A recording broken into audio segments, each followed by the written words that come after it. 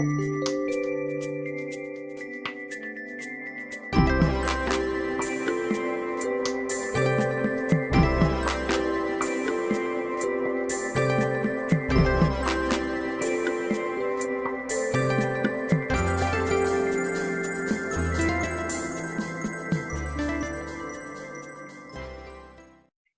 and welcome to Pandora Astrology's monthly horoscope for March of 2023. We are the astrologers of Pandora Astrology. I'm Jamie Kale Miller. I'm in Berkeley, California. I'm Julia Mijas, and I'm in San Francisco, California. Let's take a look at what's happening for you in March. Well, Gemini, let's start with Ceres and then move on to Juno. Ceres is traveling along through Libra. And Libra is a sign that Gemini tends to be pretty comfortable with. So that's really nice. But Ceres is something that Gemini is not all that comfortable with. And that's because Ceres is very much about the physical world. Ceres is so much about being grounded, solid, really being in your body, really occupying your own skin.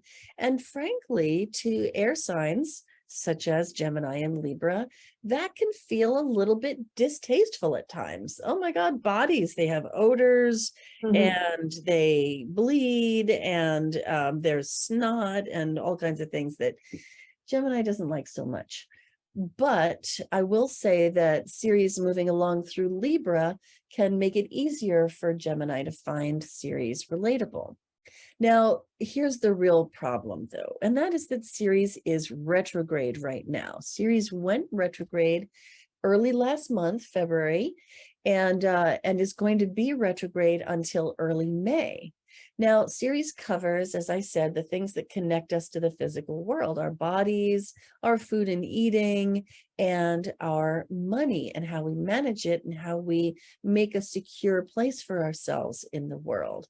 So Ceres, when it goes retrograde, well, those themes can become messy, tangled up, or fallen apart. And so we may find ourselves in need of a financial rebalancing as long as Ceres is retrograde in Libra. And this is going to last a couple of months, so it will give you some time in which to unpack this and figure out the implications and solve the puzzle of what shape do your finances need to be in. But I want to give you the biggest caution about this full stop, which is Ceres is retrograde in your fifth house. This is a house of fun, pleasure, play, and entertainment. And the risk with Ceres in your fifth house is that you lose your money by gambling. I really, really don't recommend that you gamble while Ceres is in your fifth house. And if you are a habitual gambler, if that works for you and you've figured out how to do it, then I would exercise all of the cautions that you usually exercise and maybe double up on them. And if gambling is something that you are at all compulsive about, I would absolutely stay away from it during this transit, because things are likely to blow up in your face and you're likely to find yourself really needing to rebalance hard after an episode like that. So word of caution there. Juno is traveling along through your 11th house here at the beginning of the month. Juno likes to be in this house because she's quite the networker. This is a house of community and social groups and networks. So this is a really good fit for this goddess. And in particular, if you've been planning any kind of a large event involving inviting a lot of people who you hope will get along with each other or will support, what the group is up to and cohere around it, this is a really good transit for that.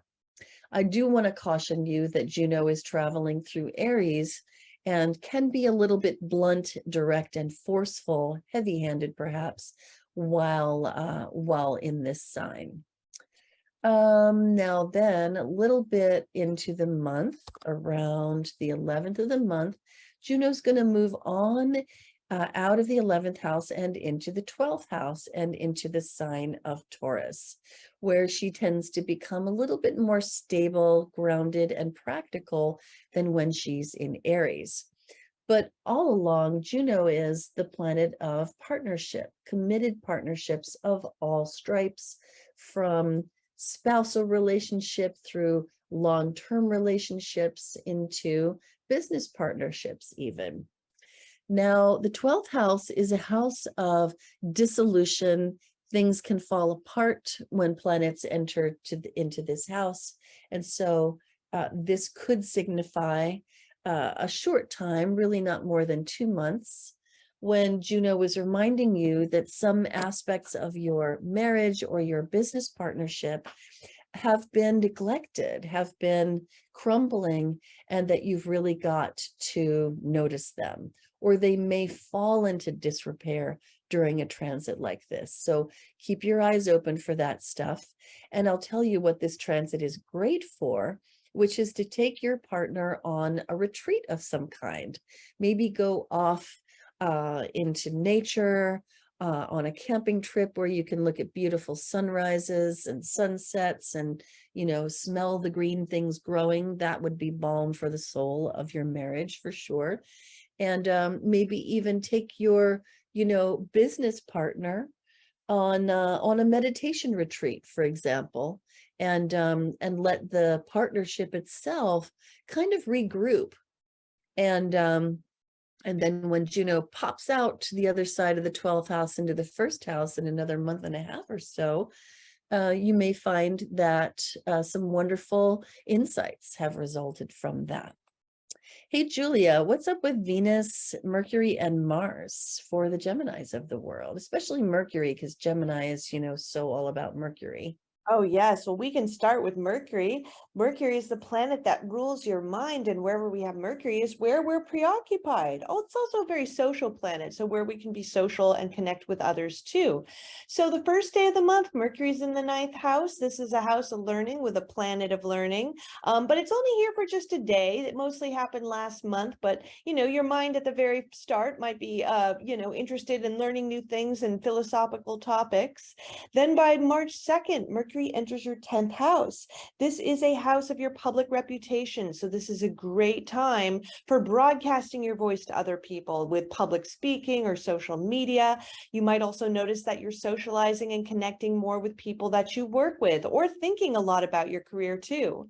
Then by the 18th, Mercury enters the 11th house, and this is a social house with a social planet in it. The 11th house represents your friends, as well as your hopes, wishes, dreams, and long-term goals.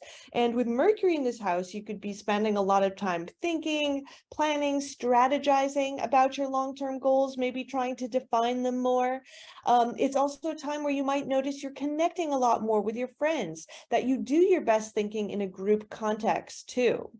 Now, Venus, the planet of art, beauty, and relationships, she starts the month in the 11th house. And again, this is the house of friends, long-term goals, and groups. So you really might be spending a lot of time with your friends this month, Gemini. And Venus here is a great time for single Geminis to meet people through friends, or even to meet people through networks, which is ruled by the 11th house. So either going to a matchmaker or to internet dating, for example. And Venus in the 11th is also a great time for getting a little bit of luck and pleasure in pursuing your goals. By March 16th, Venus enters your 12th house. So you're going to want to withdraw a little bit more, maybe when you're connecting with friends, because Mercury will be in the 11th at around the same time. You're doing so kind of from the quiet and comfort of your own home, away from it all. Venus in the 12th really has a lot of pleasure with being on her own. And if you have a partner, just being away from it all, this would be a great time to go for a hike with your partner where it could just be you two and you don't see anyone else for miles. Venus in the 12th might also mean that a friend is going through a hard time and that you really are there for them, that you really want to reach out to them too. Now, Mars finally is leaving your first house. It's been here for a number of months because it did a whole retrograde cycle. So it's been here since late fall of last year. Mars in the first can be a time where you're just a little bit more aggressive. The first house is you. It's a personal house. And Mars here can be a time where you're just kind of ready to assert yourself very quickly, ready to just kind of let other people know how you feel. It can also be an accident-prone time if you're not being careful, being a lot more clumsy than usual. Now, Mars in the first can be good for workout routines, for example, because you've got all that energy. But by the 25th, Mars is finally moving out of this house, which I think will be a welcome relief. And it's going to be going into your second house. And this is a house of your money. It represents your salary, your paycheck, as well as your personal possessions and your values, whether they're religious, spiritual, political, or family values. And Mars in the second is really driven to get more money, driven to buy more things. But Mars is a little bit impulsive too. So there could also be some fights over money. This can be a time of buyer's remorse if you're shopping impulsively as well. And it can be a time of not seeing eye to eye with other people over your values as well. Yep, afraid so. Mhm. So there are a couple of moons I want to tell you about. The first one happens on the 7th, and it's a full moon in Virgo, which lands right here in your 4th house. Now, the moon in Virgo, a full moon tends to be emotional, right? But the moon in Virgo tends to be collected. So oddly, it's a combination of both. You could be feeling a lot of emotions, but you could also sort of be reserved about how you express that. This moon lands in your 4th house, and the moon loves to be in the 4th house because that's the house that it rules naturally. And so this is a very homey moon. It's a very domestic moon and really wants to just make everything spiffy and shipshape around home. So we're calling this moon shape and mold in your quirky way. And that shaping and molding could definitely apply to spiffing up your house, getting things organized, visiting the container store, boxing things up that have needed that for a while. And that could be super satisfying. And you may even find yourself making some changes and some innovations pretty smoothly, even with the help of your partner, like persuading your partner to, like get rid of that old rug and replace it with something nicer, or, maybe go through that closet that hasn't been gone through for a while. And that's because this trine to Uranus brings in a quality of innovation and does so quite smoothly. Now, there is some frustration in this moon because Mars squares the moon and the sun. And so there can be some notes of frustration and irritation and trying to push things along more quickly than they really want to go. And so that's something to watch out for under this moon. The next thing that happens is we have the seasonal change, and it happens technically on the 20th. And right there you see it, sun at 0 degrees of Aries. And this brings the sun into the 11th house and entering 0 degrees Aries, which is the beginning of the sign Aries, but also the beginning of the whole year and the beginning of the whole zodiac. And so the feeling of freshness and rawness and newness is very, very strong. And this brings energy and attention into your 11th house, which is the domain of friends, networks, communities, people of like mind, and also, as Julia is fond of saying, long-term goals, the goals that take a long time to realize, years and years out there. And so this is a house of some things that are really very conceptual, and is so lit up and filled with so much energy right here during the month of March. So the sun, when it's traveling along a house, brings the quality of light, attention, and consciousness to that house. And it's a good thing to do this right along with the sun. So putting attention on your friends, being more social, being active in your social networks, and shining the light of your affectionate attention on your friends is going to help those friendships to flourish. Now, very quickly, like the next day, the moon joins the sun right here in the 11th house. And this moon, we're calling it Clear Your Head and Begin Your Expedition. It very much carries that feeling of newness, birth, and spark, because it's a new moon, and it's a new moon in Aries. And so this could be the beginning of a beautiful friendship. This could be the joining of a new tribe. This could be, checking out a meetup and finding, a whole community of people that you are like-minded with that you didn't even know existed. The presence of Mercury with this moon brings in an intellectual bent, a conversational bent. So there may be some very stimulating conversations, sparking new ideas in your social life this month, especially during this moon. Now, this moon has more stress in it than harmony. The other moon I spoke of had more harmony than stress. This one features an opposition to that Ceres I was mentioning at the top of this video. Also stress with that Mars that I mentioned before. And so there definitely may be some pushbacks, some irritation, some frustration in the course of this moon. But there's also beautiful harmony with Pluto forming a sextile to this moon.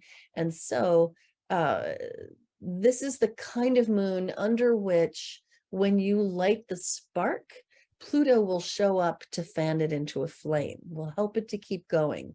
So whatever you do spark, make sure it's something that you really want to continue. You can find out so much more about these moons and how they impact you on our website, pandoraastrology.com, by going to the monthly forecast page. And there you'll also find more news of the month and get access to your horoscope. And if you're a Gemini sun, you would want to check out your rising sign too. And if you're a Gemini rising, you can check out your Gemini sun horoscope as well. If you love Pandora Astrology's free and informative horoscopes, please do hit that like button, subscribe to our channel, and share our horoscopes with your friends. Horoscopes are fun, but they're also really general. If you want to explore this month's themes more personally, we'd love to meet with you in a real live reading where you can gain powerful insights and learn what you need to make the big decisions in your career, family, or relationship. You'll find the link in the description below. Enjoy this beautiful springtime, and until next time, we'll see you around the cosmos. Bye-bye.